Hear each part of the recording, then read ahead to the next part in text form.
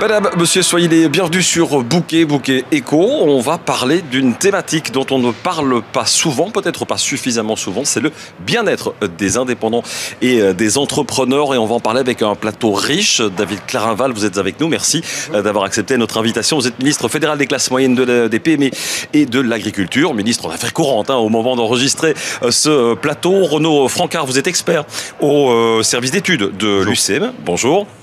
Pascal Denering, vous êtes psychologue du travail, vous êtes par ailleurs également directeur général du CESI, médecine du travail. Exact. Bonjour. Et puis Jean-Benoît Le Boulanger, administrateur délégué de l'UCM, qui nous fait le plaisir aussi de nous accueillir. Bonjour. Aujourd'hui, dans ce grand chapiteau à l'occasion du grand barbecue annuel de l'UCM. Alors, le bien-être des travailleurs, on en parle depuis longtemps. Il y a un code qui existe pour les travailleurs depuis une trentaine d'années, 1996, si ma mémoire est bonne. Par contre, le bien-être des indépendants, des entrepreneurs, on n'en parle pas. Il y a un pas important qui a été fait, monsieur Clarinval, il y a quelques mois, avec une modification de l'arrêté royal du statut des indépendants. Qu'est-ce qui a déclenché cette volonté, cette réflexion au niveau politique ? Mais d'abord, une première chose, simplement donner un chiffre. En 2000, nous avions à peu près 15 000 travailleurs indépendants qui étaient dans une situation difficile au niveau psychologique en lien avec le travail. On est passé à plus de 30 000 20 ans plus tard. Donc on a doublé en termes de quantité le nombre d'indépendants impactés par des difficultés au travail d'ordre psychologique ou autre. Deux, et c'est ça qui a été l'élément déclencheur en ce qui me concerne, c'est que la crise du Covid a vraiment déclenché toute une série de réactions chez les indépendants, de souffrance. Le fait de ne pas pouvoir travailler, c'était vraiment pour l'indépendant une forme ils étaient tétanisés, ils ne pouvaient plus travailler, ils étaient privés et il y avait une vraie détresse psychologique qui les impactait de prime abord. Et donc on a immédiatement constaté des indépendants qui étaient dans une situation de détresse. Et pour répondre à cela, on avait dans l'urgence, dans le cadre du Covid, fait appel à une ASBL qui s'appelle Impasse dans l'impasse, et pour essayer d'aider les indépendants. Et on a constaté que malheureusement, on disposait de très peu d'outils pour pouvoir détecter préventivement et aussi agir pour permettre aux indépendants de pouvoir sortir de des situations difficiles. Et donc après la crise du Covid, on a tiré les leçons de cette difficulté et on a mis en place d'abord une campagne de sensibilisation et puis ensuite des opérations pilotes pour essayer de détecter la meilleure manière de pouvoir mettre en œuvre une politique. On parlera de cet appel à projet Icarus, effectivement, voilà. dans quelques instants. Et puis un travail qui a abouti donc, il y a 6 mois, cette modification de l'arrêté royal. Je vous voyais hocher de la tête, Pascal Denering, vous êtes psychologue du travail. Quand on parle de bien-être et quand on parle aussi de mal-être, forcément, des travailleurs indépendants et des entrepreneurs, on parle de quoi ? C'est le stress de l'argent, c'est trop de travail, c'est quoi les grands axes de ce mal-être ? Oui, en fait, c'est un tout qui, souvent, chez l'indépendant, n'apparaît pas tellement au tout début de l'activité, où l'enthousiasme du démarrage d'une activité compense énormément de difficultés de toute nature, une charge mentale très très élevée. Un indépendant qui commence une activité, il part d'une idée, il doit quasi tout apprendre de son métier. Et il découvre aussi que non seulement il doit tout apprendre de son métier, mais il doit aussi apprendre une quantité de choses qui sont totalement périphériques auxquelles il n'avait pas pensé. Fait de l'omniscience quelque part chez les indépendants. Exact. Et ce sentiment-là apparaît un peu plus tard, souvent quand les premières difficultés arrivent. L'exemple du Covid était un très bon exemple, et ce n'est pas un hasard si c'est arrivé à ce moment-là, parce qu'à ce moment-là se cumule une série de choses. Je ne peux plus exercer mon activité, des difficultés financières, ou en tous les cas une incertitude peut arriver si ma trésorerie n'est pas suffisamment solide. Je ne sais pas quel est l'avenir, je n'ai aucune idée de la durée à laquelle je vais être confronté, et là la charge mentale arrive, elle devient trop importante avec toute une série de symptômes qui est très diversifiée en fonction des personnes et de l'individu. Et ça, c'est effectivement le Covid qui a été l'élément déclencheur ou révélateur en tout cas de cela. Mais il y a toujours ce fond encore aujourd'hui. On n'est plus en Covid. Bien sûr. Fort heureusement d'ailleurs, on ne doit plus mettre de masque. Les indépendants et les entrepreneurs ont pu reprendre leur activité. J'entendais certains, par exemple, pas plus tard qu'il y a quelques jours, à la radio, parler de responsabilité aussi sociale. C'est quelque chose qui pèse énormément sur les entrepreneurs qui emploient du personnel, de cette responsabilité sociale, sociétale sur les familles qui sont là. C'est un poids qui est parfois difficile à porter aussi. C'est un poids qui est excessivement difficile à porter, que j'ai connu moi-même pendant longtemps. J'étais 24 ans indépendant avec du personnel. Et je vous assure qu'effectivement, le fait de payer les salaires à la fin du mois, c'est une donnée qui est essentielle. Le carnet de commandes doit être rempli. Il faut faire le maximum pour y arriver. Et il est vrai que pour l'indépendant lui-même, il ne faut pas oublier qu'énormément d'indépendants ne se payent pas eux-mêmes dans une première partie de l'activité pour payer les autres. Et tout ceci fait qu'à un moment donné, lorsque je n'ai pas un bon système de gestion personnelle, une bonne représentation et je ne me suis pas suffisamment entouré, eh bien, ça peut devenir un facteur de rupture personnelle pour un certain nombre de personnes qui soit tombent en maladie ou parfois malheureusement décident de cesser leur activité pour ces raisons-là. On parlait du projet Icarius, de l'appel à projet Icarius. L'idée de base de cet appel à projet, c'est de tester un peu le modèle avant de le déployer. Mais oui, comme on était dans une phase de recherche pour trouver la meilleure manière de pouvoir détecter la détresse chez les indépendants et d'y répondre, on a fait cet appel à projet.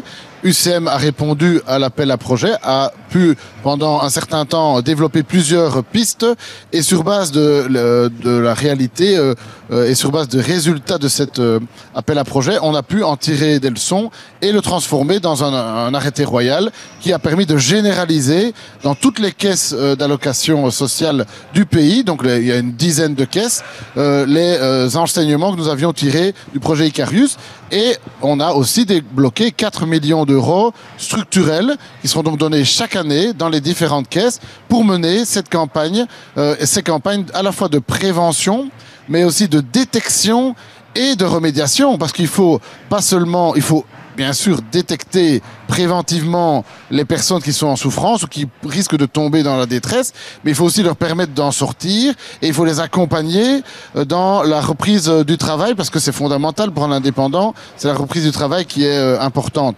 Et donc on a aussi permis, en plus de cela, d'obtenir des réductions de cotisations sociales pour les indépendants malades qui reprennent le travail, parce qu'évidemment vous avez été malade pendant une certaine période, vous reprenez votre activité, c'est pas à ce moment-là que vous devez commencer à repayer des cotisations sociales. Donc on a aussi accompagné sur le plan financier les indépendants qui reprennent le travail. Donc vraiment, l'enseignement du projet Icarius a été très très intéressant pour pouvoir structurer une réponse à l'ensemble du pays. Jean-Benoît Le Boulanger, vous êtes administrateur délégué de l'UCM. C'était une évidence de proposer votre participation à l'élaboration de cette modification de l'arrêté royal. Une évidence, tant en tant qu'organisation patronale soutenant les indépendants que en tant que caisse d'assurance sociale UCM, parce que qui mieux qu'une caisse finalement dont le rôle historiquement était celui d'assurer la perception, elle s'appelle caisse d'assurance sociale. Aujourd'hui, on est beaucoup plus dans une mission de conseil, d'accompagnement. Les conseillers d'une caisse d'assurance sociale sont en contact permanent avec les indépendants, ils les connaissent, ils connaissent le langage, ils connaissent leurs problèmes, leurs difficultés. Et donc, de longue date, je dirais, ils peuvent percevoir, ils peuvent être, et le terme a été choisi dans le projet, les sentinelles, qui à un moment donné comprennent, détectent, sentent, ressentent qu'il y a chez l'indépendant une difficulté que lui-même n'exprime pas. C'est quand même une nouvelle pratique. Cette oreille-là, il y a encore 5 ans, on l'avait pas. Tout à fait. Et franchement, on peut remercier le ministre Clarivat, qui lui-même aussi est un indépendant. Je crois que je ne trahis aucun secret en le disant, d'avoir bien perçu ça, parce que finalement, c'est la conjonction d'événements et d'acteurs, comme les services externes, Pascal Donnery en parlait, comme les caisses d'assurance sociale, qui font qu'on prend enfin en compte une réalité qui est une réalité importante. On l'a dit sur le plan humain, sur le plan sociétal, sur le plan économique. L'indépendant, finalement, il est très seul, il ne se plaint pas, et finalement, excusez-moi pour le terme, mais c'est un peu les indépendants se cachaient, pas pour mourir, mais quand même, on a vu le Covid, on a vu la situation, vous l'avez dit tout à l'heure, c'était révélateur de situations qui préexistaient. Aujourd'hui, il y a un nouvel axe dans le statut social des indépendants. Il était temps de prendre en compte la santé des travailleurs indépendants. Renaud Francard, c'est quoi le retour des équipes de terrain? Alors évidemment, l'UCM, on a un peu d'avance par rapport à d'autres caisses d'assurance sociale, mais enfin, quand même, la loi est prise et elle est d'application. C'est quoi le premier retour de cette fameuse oreille qu'on doit tendre et qu'on n'avait peut-être pas l'habitude de tendre? On parlait affaires, on parlait cotisation, mais pas forcément de l'autre et de son bien-être mental. Mais le retour de terrain, c'est notamment que les indépendants, c'est quand même difficile de leur parler de bien-être mental au travail ou de santé mentale. Oui, ils sont pas habitués à s'ouvrir sur ce genre de choses, j'ai l'impression. Non. Donc c'est un changement de culture qui commence à se faire. Mais donc, le retour de terrain, notamment du projet pilote, c'était de dire, ayons une approche quand même spécifique par rapport aux entrepreneurs, à savoir de parler à la fois de santé en général, de bien-être, et de lier ça chaque fois au fait d'être encore plus performants le lendemain quand ils se lèvent pour aller dans leur entreprise. Mais pratiquement, ça se passe comment? J'ai en face de moi ou au téléphone un de mes indépendants qui est dans mon portefeuille de clients. Comment du jour au lendemain, je lui pose des questions sur lui que j'avais pas l'habitude de lui poser? Comment il reçoit ça? Donc justement, c'est très très difficile. Et donc, il y a deux choses qu'on est en train de mettre en œuvre. C'est d'abord une sensibilisation, même, à l'adresse de tous les indépendants, c'est-à-dire le plus important, c'est qu'ils ne tombent pas malades et qu'ils ne tombent pas en burn-out, parce qu'à ce moment-là, leur entreprise peut-être est à plat et ils peuvent tout recommencer 2 ans plus tard. Donc c'est vraiment renforcer les ressources au départ. Et la deuxième chose, on utilise maintenant, à la demande du ministre, un scan de détection des risques aggravés de burn-out. Mais donc qu'on laisse... Un genre de questionnaire Oui, c'est un genre de questionnaire où en fait on identifie dans sa vie d'entrepreneur sur le dernier mois quels sont les stresseurs qu'on a rencontrés et quels sont aussi les éléments satisfacteurs, engager un nouveau membre du personnel, avoir un nouveau client, réussir un projet, faire une fête. Et après, on a sa balance. Mais donc, c'est l'indépendant lui-même qui, en autonomie, va essayer de voir quelle est sa balance. Et si sa balance est négative, on va lui proposer un test d'estimation de son niveau d'épuisement. Et qui est aussi un test qui se fait quasiment en 2 minutes. Hein.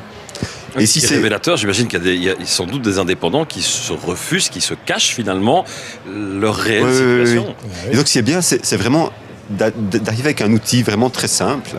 Et si le test d'épuisement est de nouveau négatif, il peut se faire recontacter. Mais donc, l'idée, ce qu'on a comme contact avec les indépendants, c'est qu'on ne va pas leur parler de cotisation sociale. Est-ce que vous avez des questions sur votre pension? Et est-ce que, par rapport à ce que vous dites, vous m'avez quand même pas l'air très bien en forme? Oui, vous n'êtes pas plus des psychologues, on est d'accord. Non, et donc c'est vraiment l'idée, tout le schéma qu'on met en place, c'est que les indépendants comprennent qu'ils ont un référent, la caisse d'assurance sociale, et que le jour où ils en ont besoin de cette aide, de ce soutien, de cette orientation vers le médecin généraliste, vers un psychologue ou vers une équipe multidisciplinaire, parce qu'on a testé un accompagnement multidisciplinaire, donc psychologique, économique, administratif, financier, pour vraiment relever l'indépendant et le laisser continuer son activité. Mais il sait que c'est là. Et donc, ça a démarré ici au 1er janvier 2024. On n'est pas du tout au bout, on débute, et donc c'est un changement de culture qui va prendre quand même quelques mois, voire quelques années. Pascal Denering, j'ai l'impression qu'on lève ce coin du voile maintenant, enfin qu'on lève totalement ce voile-là, qu'on n'a pas encore la connaissance non plus totale de la situation du bien-être ou du mal-être. C'est un changement de paradigme aussi chez ces indépendants. C'est un grand changement de paradigme, et c'est pour ça qu'il faut intervenir à plusieurs niveaux. Et parce que donc il y a quelque chose que les indépendants font super bien, je parle d'expérience, c'est le déni de la difficulté. Et on parlait tout à l'heure de l'indépendant qui cache sa difficulté, mais le premier à qui il le cache, c'est d'abord à lui-même. Il fait d'abord en sorte de se dire ça va aller, demain ça va aller, aujourd'hui je vais travailler, je vais donner un petit coup d'accélérateur, je vais faire un peu plus d'efforts, je vais travailler 2 heures de plus, je vais avoir une bonne idée demain matin, je vais m'en sortir tout seul. Et donc, pour moi, c'est important d'avoir différents niveaux d'intervention. Le premier niveau, on vient de passer le pas. Le premier message qui est donné maintenant par la mesure structurelle politique d'avoir un budget spécifique qui est alloué pour le bien-être des indépendants, c'est un message de « c'est pas anormal quand vous n'êtes pas bien ». Ça n'est pas un échec si vous n'êtes pas bien. Vous n'êtes pas seul non plus. Et vous n'êtes pas seul. Parce que j'ai entendu parler beaucoup d'isolement dans les personnes qui témoignent de leur mal-être. C'est un des points principaux. C'est je suis seul, je sais en parler à personne. Oui, et donc c'est pour ça que c'était important de donner ce message-là, et que ce soit un message qui vient de la société, avec cette reconnaissance de dire oui, sur toute une carrière d'indépendant, à certains moments vous serez super bien, à d'autres moments vous ne serez pas bien. Et quand vous n'êtes pas bien, prenez le temps, on va vous aider, on va vous mettre en place des conditions pour prendre le temps de dépasser cette période difficile. Le fait de faire appel à un acteur qu'ils connaissent bien et qui ne leur complique pas la vie, mais vers lequel ils peuvent se tourner parce qu'ils connaissent bien leur caisse. Ça, c'était l'idéal pour un indépendant. C'est tout à fait compatible avec l'ADN d'indépendant qui n'a pas de temps à perdre à aller chercher vers qui il doit se tourner pour avoir ce genre de choses.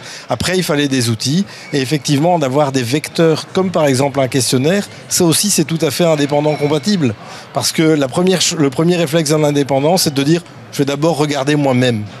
Et c'est parfait. Donc la combinaison des trois pour moi est parfaite. Oui, par rapport à l'isolement, bon, à la fois c'est très bien de faire du réseautage comme des soirées ici, hein.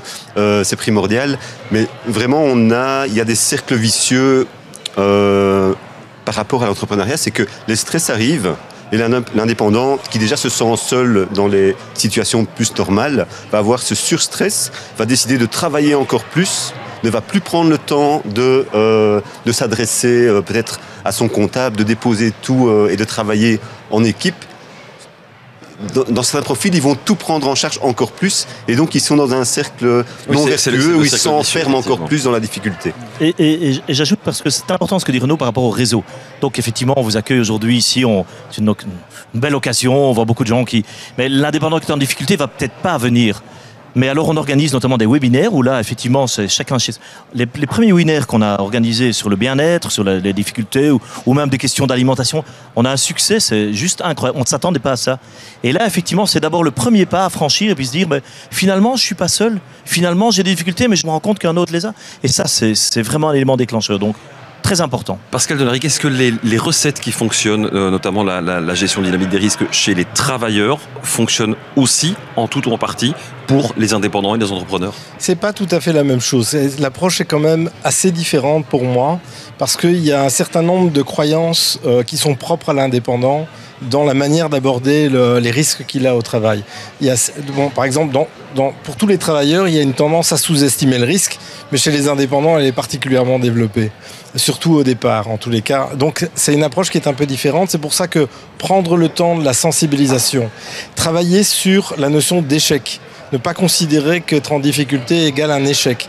Pour l'indépendant, le fait d'être en difficulté dans son activité est beaucoup plus rapidement vécu comme un échec. Donc on a quelques écueils qui sont spécifiques au statut qu'il faut pouvoir dépasser, qui sont plus dans nos représentations qu'autre chose. Pour le reste, une fois qu'on a dépassé ça, je dirais oui, les approches sont relativement similaires. Équilibre vie privée, vie professionnelle, santé physique, santé mentale. Là, on peut retomber évidemment dans des choses qui sont valables pour tous les travailleurs. Un indépendant est un travailleur. Mais avant ça, il y a quand même le travail sur les représentations. David Clarinval, on dit souvent la prévention, c'est aussi de l'économie. Alors, il y a des montants importants qui sont mis sur la table. J'imagine encore pas suffisant, mais ça, c'est toujours le principe, c'est jamais suffisant. Il y a aussi derrière cet arrêté royal une volonté d'économie aussi sur les soins de santé chez les indépendants. En effet, agir sur la prévention fait faire des économies à la sécurité sociale, puisque ce sont des dépenses en soins curatifs que nous ne devrons pas faire. Mais je voudrais simplement encore ajouter que quand on est venu avec cette idée, moi on m'a dit Clarinval, ce que les indépendants ont besoin c'est d'argent, c'est pas d'un accompagnement psychosocial parce que on est invincible. Les indépendants se croient invincibles et c'est congénital en fin de compte parce que quelque part chaque jour ils accèdent au sommet des montagnes.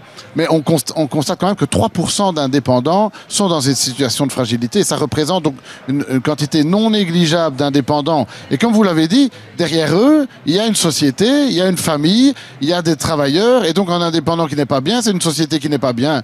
Donc pouvoir prévenir, éviter que l'indépendant soit en souffrance et que donc l'entreprise soit en souffrance, ça permet d'une part, comme vous le dites, des économies en soins de santé, puisqu'on évite des burn-out et ça évite aussi des crashs peut-être dans leur entreprise et des crashs au sein de leur famille aussi. Et donc je crois que c'est vraiment important de pouvoir d'une part, faire passer le message aux indépendants, personne n'est invincible. Et vous, justement, comme vous travaillez plus, vous êtes plus impliqué, peut-être que vous êtes peut-être plus à même d'être sujet à ce genre de difficultés. Et deux, pour pouvoir faire face et être aidé et aussi aider votre entreprise, on a maintenant des sentinelles, des personnes qui sont là. L'autoscan vous permet d'abord de vous faire un autoscan vous-même, comme ça vous êtes à l'aise, et ensuite vous avez une possibilité d'aide. C'est positif pour l'entrepreneur, c'est positif pour la famille, mais c'est aussi positif pour la sécurité sociale. Donc en effet, c'est win-win. David Clarinval, on le souligne, ça fait 6 mois, même pas 6 mois que ce texte est d'application. Vous avez déjà un petit retour quand même du terrain? Mais, en fait, même si j'imagine qu'on n'est pas encore, la machine n'est pas encore non plus totalement lancée. La loi a été votée l'année dernière, elle est d'application au 1er janvier, donc maintenant toutes les caisses doivent l'implémenter. C'est vrai que l'UCM a une longueur d'avance puisqu'ils ont eu le projet pilote qui leur a permis déjà d'être plus à même de pouvoir implémenter déjà. Donc, dans le cadre des projets pilotes, il y en avait 3 en fait, sur toute la Belgique. On a constaté des retours très positifs ici à l'UCM, mais également dans les 2 autres projets pilotes. Alors, il y avait des éléments un peu différents dans chaque projet pilote. On voit que les différentes approches sont intéressantes. C'est pour ça que l'arrêté royal a tenu compte des 3 projets pilotes. Et on voit vraiment qu'il y a des résultats positifs. Pas mal de personnes sont un peu décomplexées, elles peuvent plus facilement faire appel à l'aide et on a donc des retours très positifs. Évidemment, alors on est encore qu'au mois de juin, j'espère qu'on verra sur le long terme beaucoup plus d'impact encore et que le prochain gouvernement pourra encore aller plus loin et développer encore plus cette taxe. Mais on a créé dans le statut social des indépendants, qui est un des meilleurs du monde, il faut le rappeler en Belgique, vraiment une nouvelle politique, une nouvelle initiative qui est appelée à se développer dans les années à venir. Jean-Benoît Le Boulanger, j'imagine c'est difficilement chiffrable, cette ouverture pour l'instant qu'on ressent.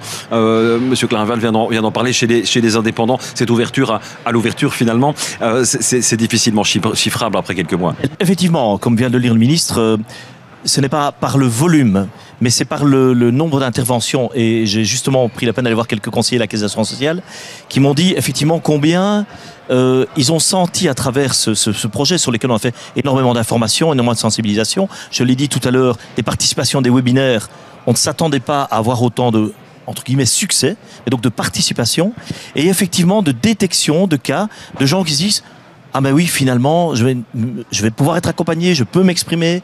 La collaboration extraordinaire qu'on peut avoir, et elle est vraiment nécessaire entre justement la détection et un service externe comme le CESI, donc la collaboration UCM-CESI là-dessus, se montre un événement. On vient de le dire, c'est trop tôt. C'est trop tôt, on en fera une évaluation, mais ce qui est certain, c'est que ça répond à un besoin peut-être encore non exprimé. Il y a aussi une notion de confiance, j'imagine, parce que on disait, l'UCM, ce ne sont pas des psychologues, ce ne sont pas des médecins du travail. A priori, c'était pas le discours qui était tenu, en tout cas, il n'y avait pas cette approche-là jusqu'à pas très longtemps. Il y a aussi une question de confiance, j'imagine, de la part de l'indépendant, même s'il y a une confiance dans le conseiller, mais pour parler de soi... Oui, et la confiance, elle se construit par le fait que notre approche, c'est quand même vraiment une approche spécifique à l'entrepreneuriat. Et donc, c'est l'idée de pas du tout être paternaliste où vous devriez dormir 10 heures. Donc, c'est vraiment chacun... Mais c'est pas des conseils de vie, vous n'êtes pas coach de vie. Vous n'êtes pas coach de vie. Mais donc, c'est de dire, nous, notre philosophie, c'est de dire, c'est un peu bête que pendant des années, on n'a pas donné des outils aux indépendants pour dire, moi, si je veux être mieux pour moi-même, selon ma philosophie de vie, la façon dont je vois mon investissement dans mon entreprise, que je n'ai pas quand même des outils.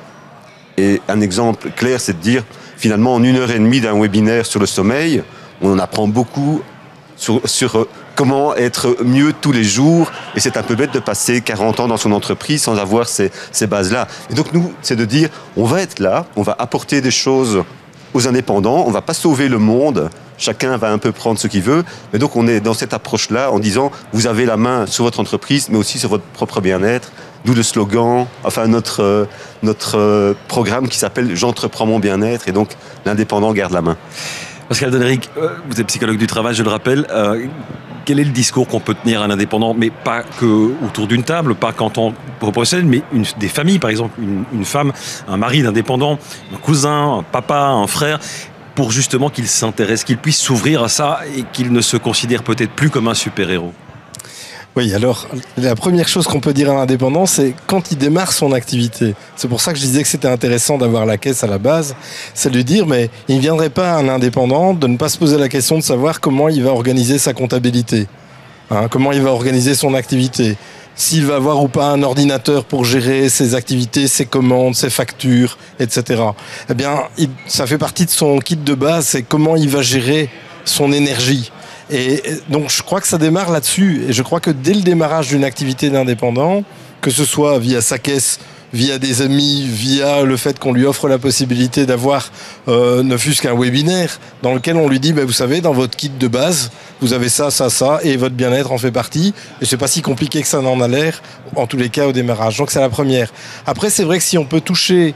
mais il faut d'abord toujours toucher l'indépendant lui-même avant de s'adresser aux autres, parce que sinon, effectivement, on tombe dans un schéma paternaliste.